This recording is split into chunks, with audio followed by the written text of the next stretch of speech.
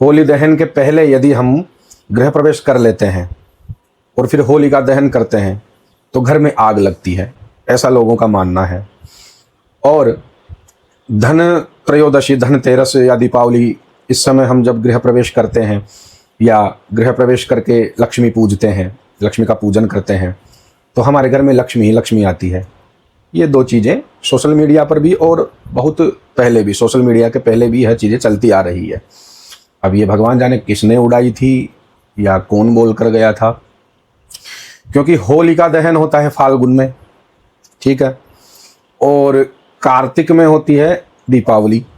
अब दोनों का यदि हम देखें गृह प्रवेश के लिए, वास्तु पूजन के लिए, वास्तु शांति के लिए, गृह प्रवेश के लिए, तो एक निर्णय निकल के आता है जो मैं प्रमाण सहित बताऊंगा आप लोगों को। पहले तो हम गृह प्रवेश के जो नक्षत्र हैं उनकी बात कर लेते हैं शास्त्रोक्त प्रमाण सहित। गृह प्रवेशो मृगमेत्र पुष्ये चित्रा धनिष्ठो तरुवारुणक्षे स्वात्यश्विनी पूष भरोहिणीषु शुभोत रिक्ता रविभूमिजेन। मृगशीर्ष अनुराधा पुष्य चित्रा धनिष्ठा तीनों उत्तरा, शतभिषा स्वाति अश्विनी रेवती व रोहिणी, इन नक्षत्रों में गृह प्रवेश शुभ माना गया है। परंतु रिक्ता तिथि, रविवार और मंगलवार, इन दिनों में गृह प्रवेश शुभ नहीं होते हैं। पहला तो आप यह समझ गए हैं। इसके बाद में यदि हम प्रमाण देखते हैं तो गृह प्रवेश कौन से मास में शुभ होता है, तो उनमें फाल्गुन मास का भी वर्णन आता है। वास्तु प्रदीप के अनुसार ही देखें तो वैशाख मासे पिच फाल्गुनेपि ज्येष्ठे प्रवेश शुभदो गृहस्य यात्रा निवृत्तावथवा नवस्य भूमि भुजाम वीरभवन स्थिरेषु। फाल्गुन वैशाख ज्येष्ठ मासेषु द्विस्वभावे स्थिरे वा लग्ने यात्रातः गृहागमने प्रवेशः शुभाय भवति। अर्थात फाल्गुन मास, वैशाख मास, ज्येष्ठ मास द्विस्वभाव अथवा स्थिर लग्नों में यात्रा से लौटने के बाद, कोई यात्रा में से भी लौट रहा है तो इन मास में भी वह यदि गृह प्रवेश करता है तो शुभ माना है।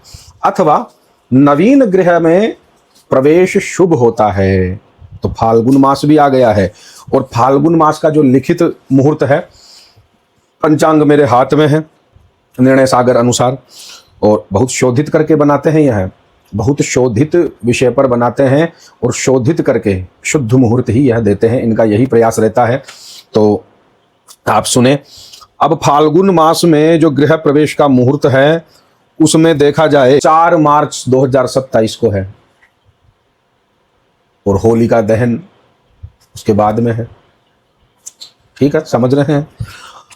तो फाल्गुन मास में गृह प्रवेश का मुहूर्त है, ऐसी कोई भी भ्रांति में ना फंसें, कोई भी भ्रांति में आप लोग ना फंसें, क्योंकि होलिका दहन और दीपावली का गृह प्रवेश से कोई भी संबंध नहीं है। यह एक भ्रम है। श्रद्धा अवश्य हो सकती है कि हमारे घर में सुख शांति बनी रहे, ऐसा रहे, तो उसका एक विषय अलग हो जाता है। लेकिन वास्तुशास्त्र और पंचांग ज्योतिष के अनुसार देखा जाए तो दीपावली के पहले यदि कोई मुहूर्त है तो दीपावली के पहले भी कर लें, दीपावली के बाद में मुहूर्त है तो दीपावली के बाद में भी आप गृह प्रवेश कर सकते हैं। होलिका का और दीपावली का, धनतेरस का, इसमें कोई भी लेना देना नहीं है। यह एक भ्रम फैलाया गया था किसी समय पर, तो इसमें ऐसा कोई संशय नहीं। फिर भी यदि किसी के पास प्रमाण प्राप्त होता हो लिखित में तो वह मुझे अवश्य संपर्क करे और मुझे अवश्य देवे। इस विषय के ऊपर किसी के पास प्रमाण है तो वह मुझे संदेश कर देवे या फिर कमेंट में लिख देवे, तो मैं वीडियो का शोधन करूंगा और पुनः वीडियो बना दूंगा। अब दूसरा जो मुहूर्त है उसका देखा जाए तो नवंबर में भी मुहूर्त हैं। जो मुहूर्त हैं आप देखें तो 25 नवंबर को है और 26 नवंबर को है। बुधवार भी है और गुरुवार भी है, रोहिणी नक्षत्र है, मृगशिरा नक्षत्र है, तो इनमें भी आप गृह प्रवेश कर सकते हैं। और देखा जाए तो दिसंबर में भी मुहूर्त है। तो यह बात बिल्कुल ही गलत है कि होलिका दहन के पहले यदि हम गृह प्रवेश कर लेते हैं तो होलिका जलेगी तो हमारा घर भी जल जाएगा, घर में आग लग जाएगी। ऐसा बिल्कुल भी नहीं है। दीपावली से पहले या दीपावली के बाद भी गृह प्रवेश के मुहूर्त मिल रहे हों तो आप कर सकते हैं। मुहूर्त यदि आप निकलवाना चाहते हैं अपने नाम से, राशि से, सही मुहूर्त क्या है, चंद्रमा इत्यादि देखकर, तो आप मुझसे संपर्क कर सकते हैं, इनबॉक्स कर सकते हैं और पंचांग को खोलकर मैं आपको बता दूंगा, इसमें मेरे को कोई कष्ट नहीं होगा। दूसरी बात, होलिका दहन के पहले भी यदि कोई मुहूर्त हो, फाल्गुन में ही यदि मुहूर्त है, मैंने बताया है मुहूर्त, तो आप उसमें भी कर सकते हो। प्रमाण मैं स्क्रीन पर डाल दूंगा।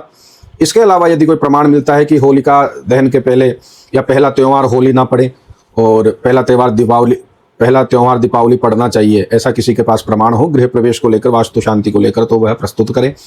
तो मैं बहुत बहुत धन्यवाद दूंगा उनको, बहुत आभार रहेगा उनका, और मैं उसके लिए भी वीडियो बना दूंगा। ऐसा कोई नहीं है, गलती मेरे से भी हो सकता है मेरे पास वह प्रमाण ना हो, ना मेरे पढ़ने में आया हो सकता है ऐसा भी, या हो सकता है यह प्रमाण उनके पढ़ने में ना आया हो, ना समझने में आया हो। तो ऐसा ही चलता है, किसी का खंडन मंडन नहीं है, किसी से मतभेद या ईर्ष्या द्वेष नहीं है। अब उन लोगों से क्या द्वेष करें जो ऊंचे ऊंचे मंचों पर बैठकर बड़ा दायित्व लेकर जनता को भ्रमित करते रहते हैं। आप मेरे समस्त वीडियो और देखें, रील्स भी देखें, उनमें भी आपको प्रामाणिक जानकारी ही प्राप्त होगी और उपयोगी जानकारी ही प्राप्त होगी। चलते हैं, हर हर महादेव।